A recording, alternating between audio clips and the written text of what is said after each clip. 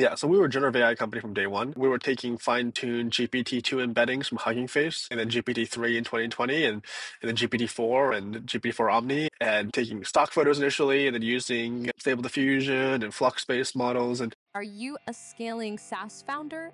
Ready to make the leap from leading a team to leading an organization? Join us each week as we refill your think tank with actionable tips and strategies from great business minds and those who don't know yet.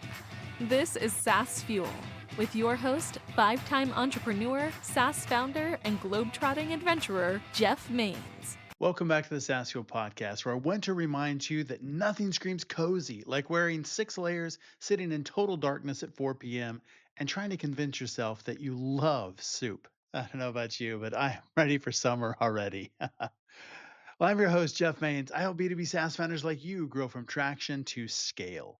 Here, growth is more than just numbers. It's about crafting a future-proof company, premium valuation, and leaders who build a business of significance while living epic, adventurous lives. Today is all about advertising, the thing that we all spend too much money on a lot of times. We spend a bunch of money, pray it works, and then act like we totally knew what we were doing when it does.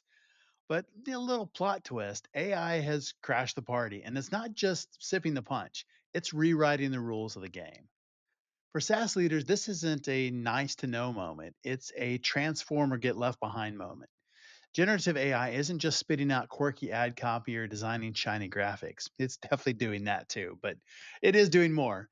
It's reshaping how your brand connects with customers, creating hyper personalized, data driven campaigns that could outsmart even your sharpest marketing minds. But here's the rub, transitioning to AI powered brand engagement is a whole different beast.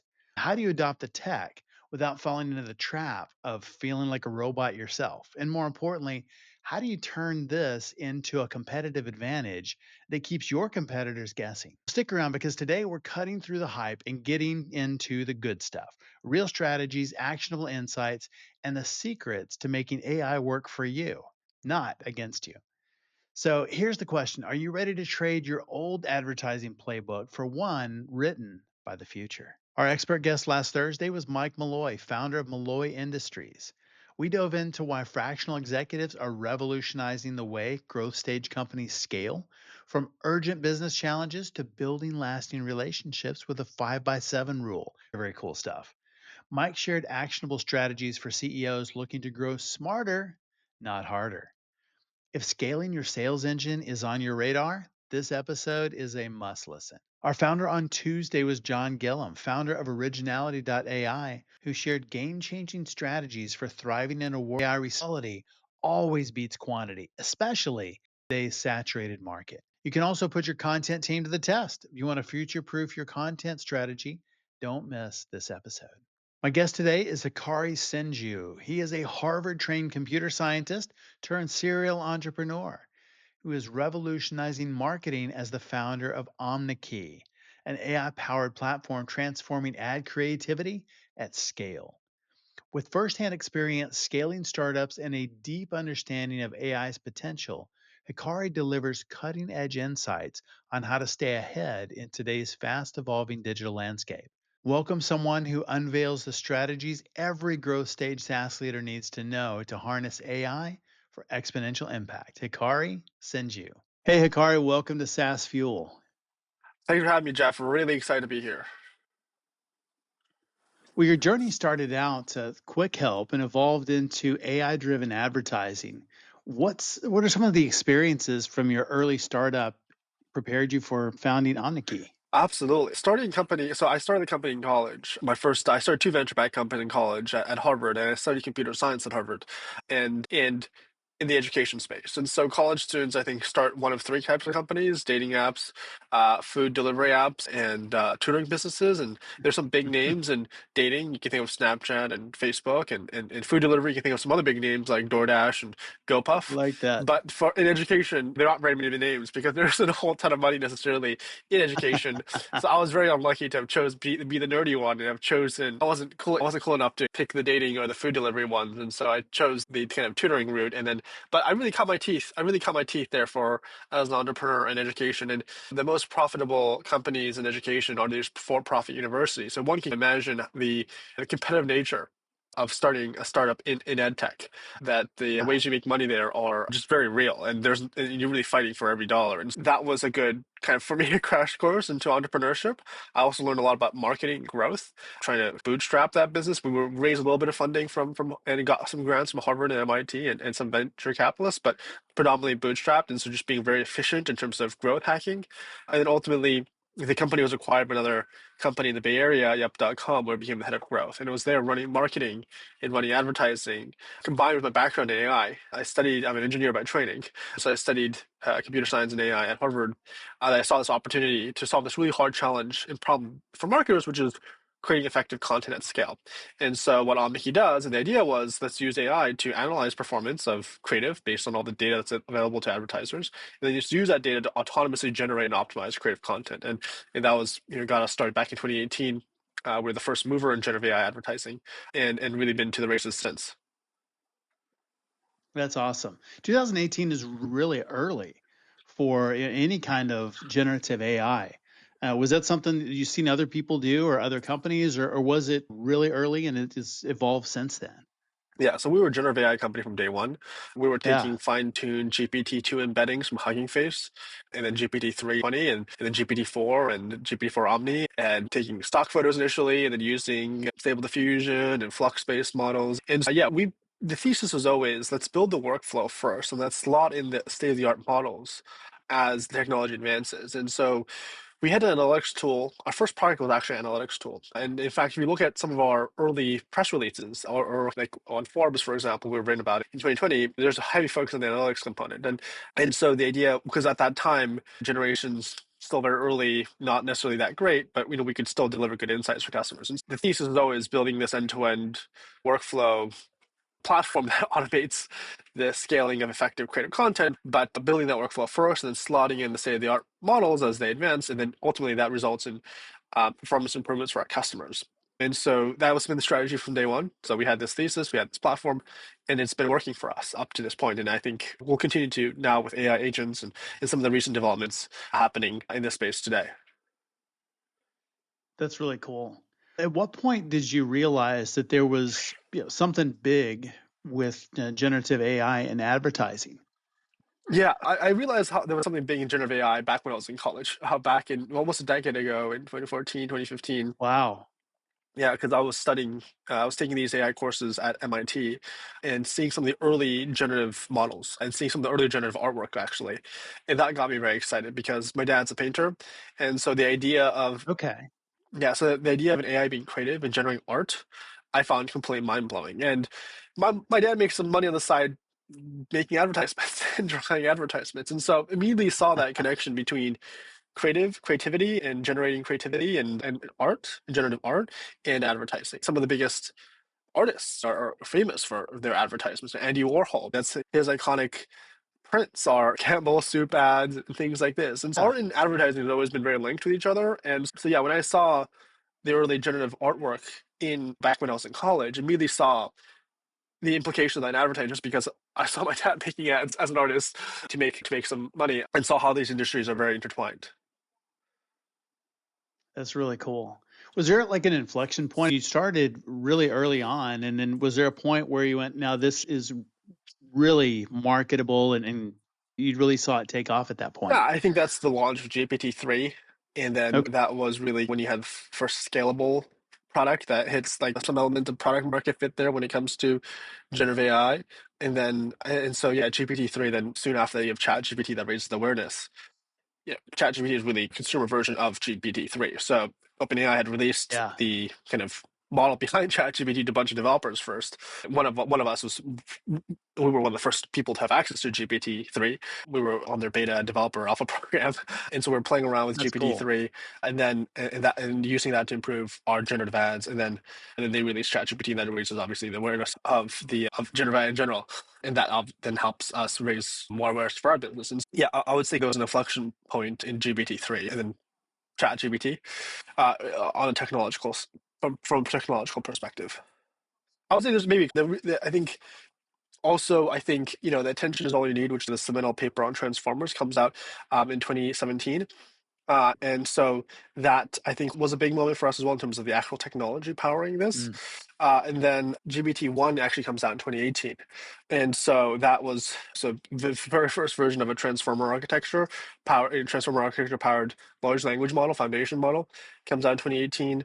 You had real advancements in computer vision around that time period as well, 2016, 2017, Mm. where you can really start Yep. quantifying elements within an image and video very well, and that could immediately be then turned into a productized design analytics tool, which is what we started off with around 2017, 2018. Seeing all these advancements happening really gave me conviction to start the company in 2018 because I felt that generative AI, like kind of the ChatGPT moment, was around the corner.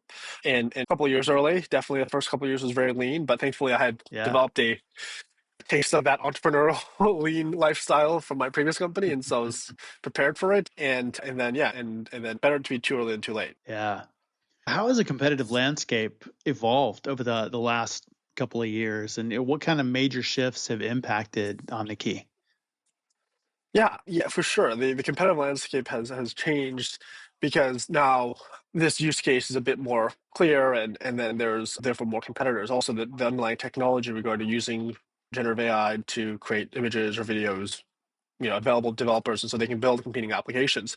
I think our advantage has just been the complete. First of all, we just have a head start in terms of the completeness of our workflow in the way we in that ultimately the crux of our product is not really the generative AI. The crux of the product is everything around and Nice. outside of the generative AI, like the data integrations, the ad network integrations, the workflow, and all these things are things we've built out over years, and that none of that stuff is necessarily impacted much as the importance of that stuff is even more important than anything. And actually, Yeah. fairly, ad tech is just a niche and kind of its own industry with its own language and its own Yeah. integrations. Not anybody can just build an ad tech application. You need access to these ad networks. Not everyone has access to these ad networks or can get a developer access to these ad networks. You need to have a track record of managing ads and running ads to even get access to some of the data. And so it actually takes some time to break into the ad tech industry. And thankfully, we've put in the work beforehand so that when this moment arrived, we have an ad tech product that we can offer the market instead of just some simple image creation tool or image editing tool. That Right. wasn't I always believe that content is a commodity, content creation is a commodity, and it's really more about the data and the distribution, and that has been the North Star that we've been building against, and I think continues to be like a strategic focus for us. And I think that is so smart in thinking of it that way. It's not just generating the pictures. As AI gets better, that's going to get better, but that's true for everybody. But I think that's really smart to think of that piece as the commodity, but it's really that underlying architecture and the problem that you're solving. Yeah, Because there's a tremendous amount of right, waste in advertising. right, So much. I don't know. Probably everybody listening has had bad experiences advertising and it not working. So I think that really having something that addresses that problem is right. huge. Yeah, I think there's a metric that's more than half of advertising budgets are wasted on ineffective content every year. And that's an insane amount of Yeah. money. I think all the listeners on this podcast can attest to the experience of having seen some ad that was not relevant to them, and or maybe just being Yeah. bombarded with the same ad multiple times with ad fatigue, and just being like, why is this is not helping anyone? So other than maybe the platform that's making money from showing that ad. And so it's yeah, I think there's just a lot of areas of improvement there in terms of creating more relevant content for consumers when it comes to communicating the value props of the company. And this is something that if you can solve is very valuable for companies. If you're spending $1 billion a year in ads and you Yeah. can drive 20% incremental improvement in terms of the performance of those ads, that's a lot of money. And it's a very painful problem that we're solving. Oh, so good. Did you have any challenges like explaining to companies why AI is going to have value to them in their advertising campaigns, or is it something that they do it and they go, "Wow, this works"? Yeah, I think early on we had more of a challenge in terms of educating the market in terms of the possibilities of AI. I think but now with ChatGPT, the general awareness of AI, I think it's less of a challenge, and now it's more about, yeah, definitely getting people accessing the tool. And we have a free trial of our tool. You can sign up on our website and free trial. Anybody can sign up actually and use our tool, a limited version of our tool, so they can see some of the capabilities for themselves. We need to pay more for accessing additional features, and then but So it's see it for yourself and play around with the tool and see the value for yourself. We can generate hyper-realistic product photos and all this completely in a self-service way. And then the other challenge I think when it comes to sales is, especially when it comes to bigger companies, is concerns related to IP. Hmm. Yeah, definitely. So like copyright And and so is things like it, this. Yeah. yeah, yeah, it makes so much sense. And I can see early on that even before people really knew what AI was, they'd be like, I don't get it. But now it seems like it's, especially over the last couple of years, that more and more companies are wanting to implement that wherever they can. And so much value in doing that. I think it's existential for, So if they, yeah, I think it's existential for a lot of companies. Ultimately, yeah, what is the market? But a competition for attention for your product, and attention is largely correlated to sales. If you have more attention on your yeah, product, you can, that's a larger top of funnel that you can sell against. And attention, it's a Hobbesian competition for attention. That's what capitalism is. And yeah, and so I think, yeah, it's not only a nice to have, it's a need to have. And if you don't embrace generative AI, a competitor, you're going to lose the competitor that does embrace generative AI, because sure, without a doubt. it's such a game changer of a technology. Yeah. Well, a lot of companies really want to be data driven and talk about that. And someone will say we're completely data driven, and yeah, sometimes. But yeah, I think data driven creativity is really interesting in the advantage that Omneky does in doing that. So blending those data insights with the creative ad production. Yes, exactly. I think that's really what makes Omniky unique, is that data-driven design, and the idea that the you can optimize the colors, and you can optimize the elements in the image, and you can optimize the angle of the product photo shot, and you can Mm, optimize um, the composition of the image and the composition of the video and the sequence of things that happen in a video in the first 3 seconds of the video. And I think these are all things that content creators intuitively understand. I was reading like the Mr. Beast manual of like how to succeed at Mr. Beast networks, and they're like the top content creators have this intuition of what makes great content. But sure. but if you have a compelling product, you shouldn't need to be a marketing genius to be able to get your product out to market. And you should be winning and losing the market based on the quality of your product, and not based on how good of a marketer you are in some ways, and so how good of an advertiser you are. And the barriers historically to entry for advertising has been so high in terms of the money you need to spend and the knowledge you need to know to how to advertise effectively. And our mission is democratize growth and to make growth accessible for more businesses, so that any entrepreneur with a good idea can connect with their customers, and find that right messaging, that connection with the customer, the right creative, that connection with the customers, uh, as cheaply as possible, so they can grow their business. And I think that's a richer world. I think that's a more vibrant world. And I think that is a better world for consumers as well, because there's more choices for them Yeah, in terms of products they can choose from. And so that's really the future that we're building against. I love that. And so it takes somebody that may not be the best marketer in the world and really puts the tools in their hand to make them one of the best marketers in the world. Yeah, exactly. Or like definitely, compete with the best marketers in the world for sure. I mean, Yeah, I think it just changes the game if everyone's using, if you're, again, it's a competition, so everyone's always leveling up, and you have to of keep up with course. the competition. But yeah, it definitely gives it definitely changes the nature of the competition, less into, do you have an intuition regarding creating great content, which I think is still going to be very important. But if you can turn that more into science, like our tool does, then it's more about, it's the computational potential being in other vectors as well, and potentially, ideally, hopefully, more related to the product itself, and that and that's what we really, I think that's what data driven content creation enables. Yeah. Yeah. So is the platform, is it learning off of everybody that is on the platform, or is it learning outside of that as well? What's working in the marketplace? And so every time is every day it's getting better and better. Yeah, every day it's getting better and better for sure, because every day there's new data regarding the performance of advertisements. We don't mix the data of our customers with each other, so these are all separate tenants. We don't Okay. intermingle the data at all. If you were to sign up, your data is just your data, and we don't use your learnings to help somebody else.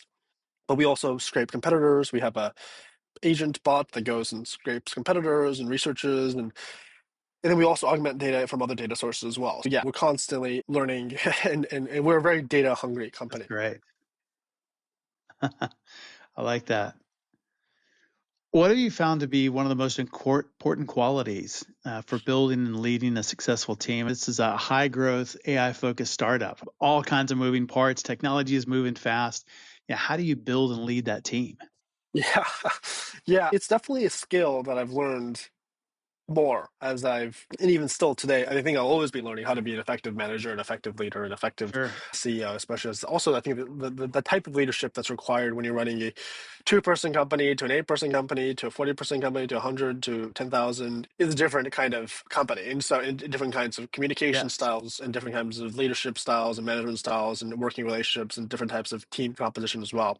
But yeah, I think a lot of it is about you're only as effective as a leader by the effectiveness of how you communicate your ideas and like the coherence of the strategy that you communicate to the team. I think there's an element where when you're bootstrapping and you're doing everything by yourself, when you're a two-person team, you have to do everything by yourself.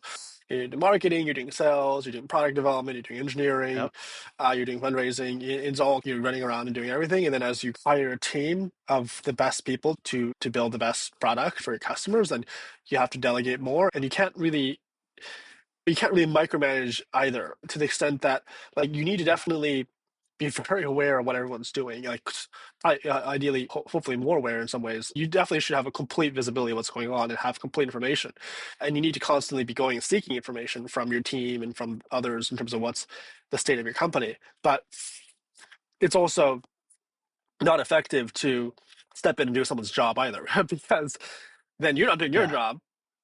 And furthermore, they're now you're probably not like spending 10% of your mind doing someone's job when they should be spending 100% of their time doing their job is also not effective either, and you're also not utilizing this person Yeah. properly. Hiring the right people, putting in the right roles, and then setting the clear structures of accountability, and then setting the clear overall framework of strategy that the team is operating against, and holding people accountable to their part of that of executing against that strategy is a different kind of leadership than when you're two-person and you're doing everything by yourself. And so you need to evolve as a person to be a better listener, to be a better communicator, to have more emotional intelligence and a different kind of intelligence as well.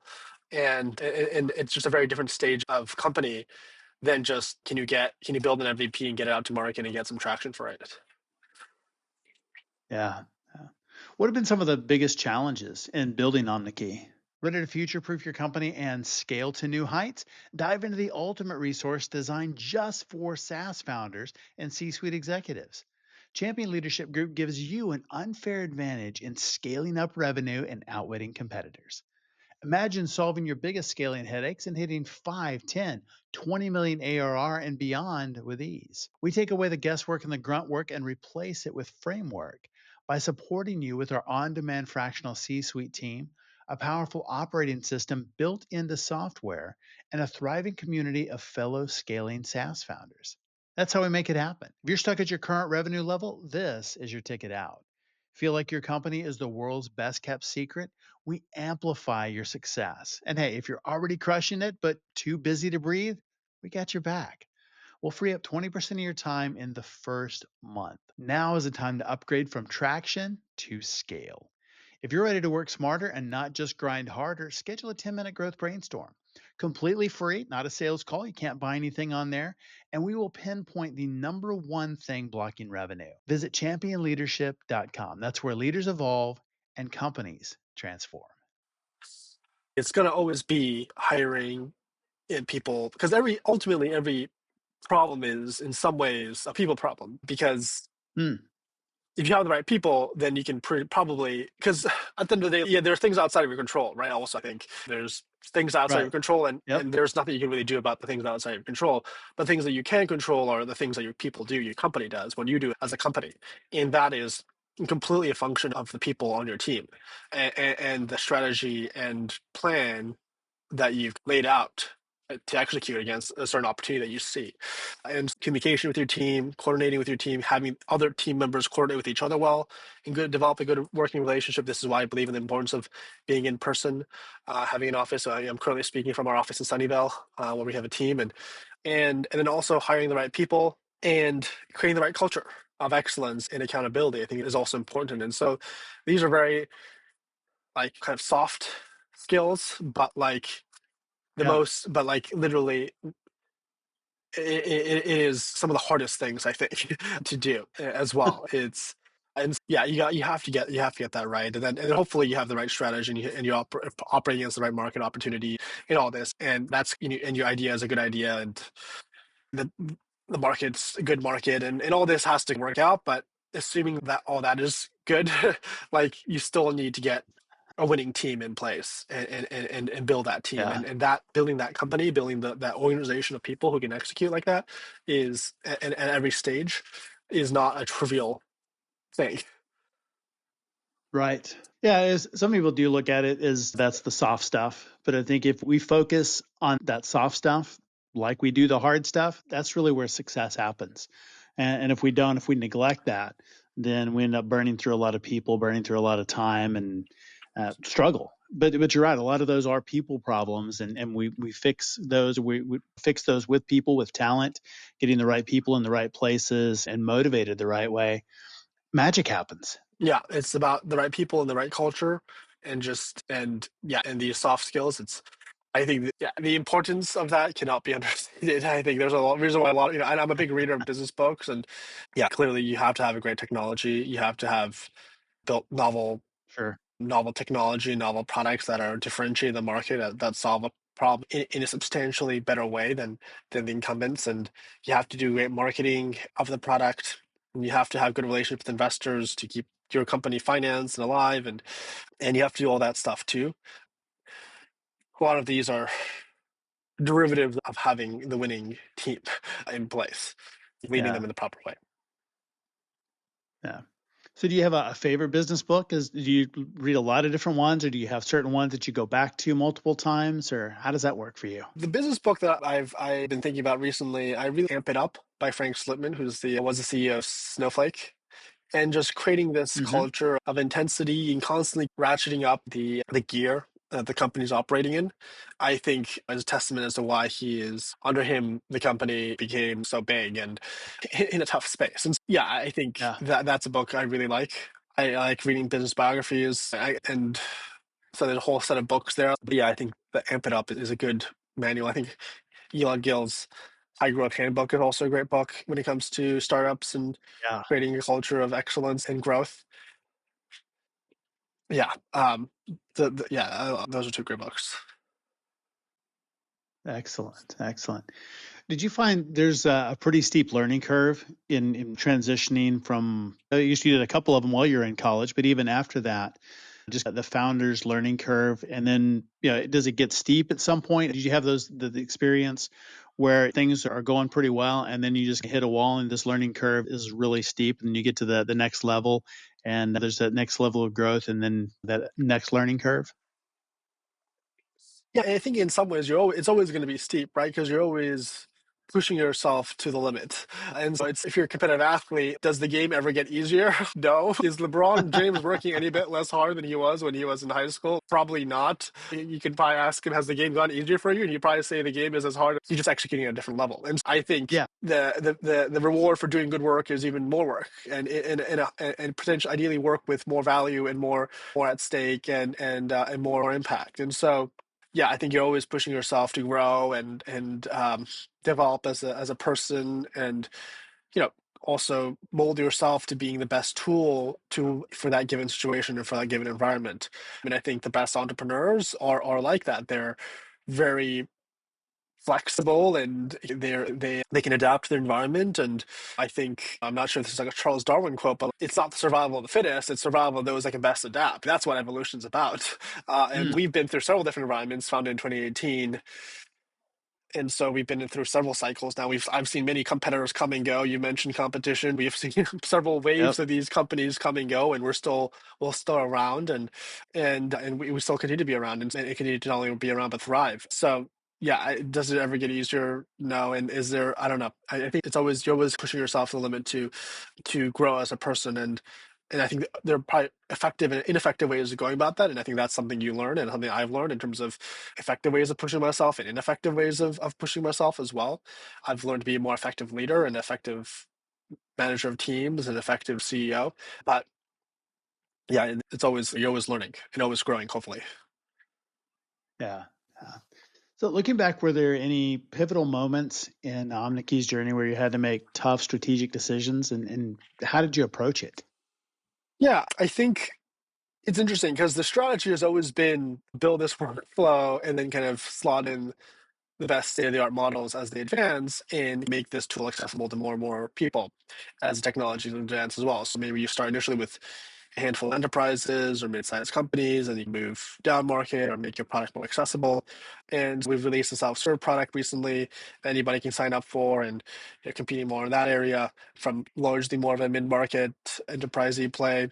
And but this is also largely part of kind of the strategy that I had set back when I was with the company in 2018. And so I wouldn't say we've been working against the plan, and largely I think this plan is a sound plan, and we continue to execute against it. And I think it's yeah, I wouldn't say there's been like any. I think the environment's changed, and we've had to obviously shift tactically in terms of Yeah. the things like the features and the pricing and the positioning against competitors and all these things. But I think strategically, in terms of what our vision is and what we're trying to achieve, that hasn't changed. Mm, that's really good. I like that. So you really have just stayed the course, and that happens a lot of times. 7 years, 6, 7 years for a company is a long time, especially in AI. And to be able to say, here's where we started, here's what we are, and we're continuing to move down that path. No pivots, no really rethinking the business, and do we really want to continue down this path? That is absolutely brilliant, and I love the direction of the company as well. Yeah, I mean, I think there are pivots and like tactics. Like you got to tactically Sure, change, but yeah, no, like it's not like we started off as a food recommendation app and then we pivoted into like a photo sharing app or something. that Or happens a it lot. happens a lot. It happens a lot for sure. Absolutely. And maybe we should have, frankly. But I'm the CEO, and I see a really big opportunity in the kind of this vision we have, and we've just been steadily chipping away against it. And it seems like generally the market is we see the messaging of big companies and small companies, and they seem to mirror a lot of what we've been saying months ago.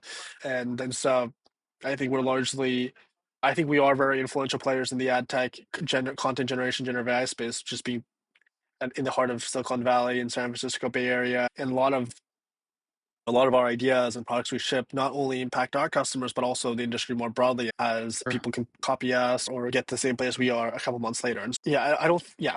But at the same time, I think it's very important to be humble and very important to be open to new opportunities as well. And I think tactically, yeah, we've made several tactical changes over the lifespan of the company, and we have Sure.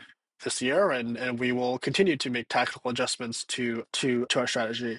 But yeah, the overarching vision of building this end-to-end system that generates personalized ads at scale and personalized experience at scale ultimately, that hasn't changed. Yeah, just the path has, as you're wandering, hacking through this forest, this jungle of, Yeah. yeah, you find different paths and you find different ways of getting around things and getting to certain places. Of course. Yeah, tactical changes are all the time, especially in technology Yeah. and AI probably 10 times as much. Things are moving so fast and you have to be very adaptable. I love that just the thought process of survival of the most adaptable, who can best adapt. And that's absolutely true in the entrepreneurial world. Especially in generative AI, which is the world. They say the world changes every six. I grew up in Westchester, New York. My grandfather worked at IBM, and he would say, this is back in the 80s and 70s, he would be like, this was in the 60s, and his career was, but like in the PC era and kind of that era, but in like the Yeah. heart, the big enterprise systems and stuff. You could say the world will change every 6 months. Even back then, the world was changing every six Yeah. months. You have the new DRAMs or like new microchips and Yep. like things coming out, and you have to constantly be taking risks building for that next the world change shift in 6 months. Or if you missed a couple of these skips, you'd fall Yeah. behind or you'd stumble. And I think in some ways in generative AI, it's the pace is move is faster than 6 months. I think the world is changing every 3 months, frankly. If not, maybe every Yes. month we're living in a very different environment with oh wow, like Gen AI couldn't do this. Now Gen AI can generate hyper realistic videos, or like Gen AI couldn't was Right. hallucinating 70% of the time, or was hallucinating 30% of the time, and now it never like barely hallucinates. Like the those changes are so dramatic and so drastic and happening so quickly that yeah, you definitely need to quickly be open to adjusting your priors and then Yeah. adjusting the course based on that. Yeah.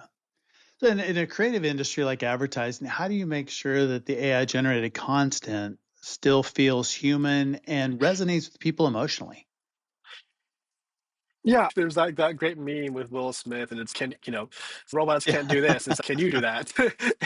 And then Will Smith is like, I don't know, can people consistently create content that resonates with other people? It's a really hard thing. Right. Sometimes. Yeah, sometimes, and I think potentially, I think recently there was some research done, at least a couple months ago, that was like an AI potentially is more persuasive than the average human when it comes to at least chat. Mm, And actually, you're seeing really these really heartbreaking stories of these chatbots having impacts on the lives of young people and some of the implications. So I yes. think these, in some ways, these now large language models and foundational models AI could be even more persuasive or more emotionally connecting with people than even other people. After all, these things don't sleep and they're learning constantly and they're always Yeah. responsive, and which cannot be said about people. And that's based on the existing state of the models, not based on what the models will be 10 times when it's 10 times more powerful, probably next year. And yeah, I think it's an interesting question. I think, yeah, yes, I think AI can create very compelling content that resonates with people potentially more effectively than the average person can.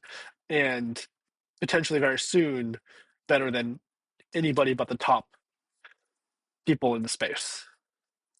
Yeah. I absolutely agree. Just for the reasons you said, it's always working, all the time, constantly. It's taking that data, what's working, and it's iterating on that hundreds of times over. Yeah, And it takes the cycles for people to do that is just so much longer. it's creating simulations to do this based not even based on what's happening, but like based on just simulations and creating synthetic data to guess edge cases and stuff. And so and if these things are designed for say engagement, then again people aren't necessarily designed for engagement. These apps and these LLMs that power these apps, some of them are, and then yeah, they would be way more effective than a person. Yeah. Well, one of the things you said earlier just about Omneky is you take a brand, they're spending $1 billion on ads, and then they have a 20% gain that's massive and 100% right. But we don't have to have $1 billion ad budgets to take advantage of Omneky, Yes, that is correct? correct. That is correct. I mean, our customer base That's good. That's our good. customer base has always been the small, medium-sized business. It's the our very first Yeah. customer, like the high school teacher that's publishing their own book line on the side, and then that gets to a certain revenue milestone, maybe $100,000 a year, and she gets to quit. She now decides to focus full time on writing children's books, or there's so many stories like this, like of people where this was just their side hustle initially. We help them with ads, we help them scaling their ads, and then it becomes their main business, and then they get to pursue their entrepreneurial dreams. Um, yeah, like the average American medium-sized small business that has been the core driver of our growth and the driver of that is our base. That is our customer base. Has always been many ways from day one our customer base, and continues to be our customer base, and in the area that the customer base that we're most focused on serving. Because Right. ultimately, I do think that the ability for AI is not giving companies with billion-dollar budgets, to your point, have many options for how to improve their ads 20%. But what AI does is it lowers the barriers to entry and lets anybody access the tools maybe only companies that had $1 billion budgets previously had access to, and leveling Yeah. the playing field that way and creating growth opportunities so that small, medium-sized player can compete against the big incumbents. Um, I would say that's the future we're seeing over the next couple of years. Is that as the kind of the rise of the small medium-sized business, and we really want to be an engine for that growth. Very, very cool. Where can people learn more about you and about Omneky online? Yeah, so you can visit us at www.omneky.com, omneky.com. You can follow us on X, you can follow us on LinkedIn, you can follow us on Facebook and Instagram and Threads and on YouTube. And yeah, you can also send me an email at hi@omneky.com. And yeah, I'd love to hear from you. And we can sign up on a website free trial today, and we'd love to hear your feedback on the product and yeah, connecting with you. Outstanding. We'll make sure to link all of that in the show notes. Hikari, it's been a great conversation. Thanks for being on SaaS Fuel. Thank you, Jeff. Really enjoyed this conversation. Thanks again, Hikari, for coming on the show and sharing your journey and insights. You can learn more about Hikari and Omneky at omneky.com. As always, all links, highlights, resources, and full show notes are available at saasfuel.com. And be sure to check out our YouTube channel as well. It's at Champion Leadership. We've got full video episodes, outtakes, trainings, shorts, lots of stuff out there for you. Thought leaders, share this episode with another founder who wants to get great ad results with, say, 90% less work. Sounds like a great thing, right? Great results and a lot less work. Everyone who shares this week gets self-driving shoes with built-in gyroscopes that stop slips and make icy sidewalks feel like high-stakes Mario Kart race, minus the banana peels, hopefully. What if you could automate, delegate, and eliminate efficiencies to scale your business effortlessly? Join us Thursday on our SaaS Fuel Expert Series as Will Christensen, founder of Entrepreneur's Apprentice, reveals the secrets to leveraging automation, building accountability systems, and transforming the future of work. And coming up next Tuesday, what if your business could thrive by putting long-term success over short-term wins? Dan Uyemura. And coming up next Tuesday, what if your business could thrive by putting long-term success over short-term wins? Dan Uyemura, founder of Push Press, shares the unconventional strategies, hard-learned lessons, and cultural principles that transformed his journey from gym owner to SaaS pioneer. You won't want to miss that one. I will see you next time, and as always, enjoy the journey. Thanks for listening to SaaS Fuel. Full show notes for each episode, which includes a summary, key takeaways, quotes, and any resources mentioned, are available at saasfuel.com. Be sure to follow and subscribe wherever you listen to podcasts. And if you're enjoying the content and getting value from these episodes, please leave us a rating and review at ratethispodcast.com/SaaSfuel. We'll be sure to read these out on future episodes.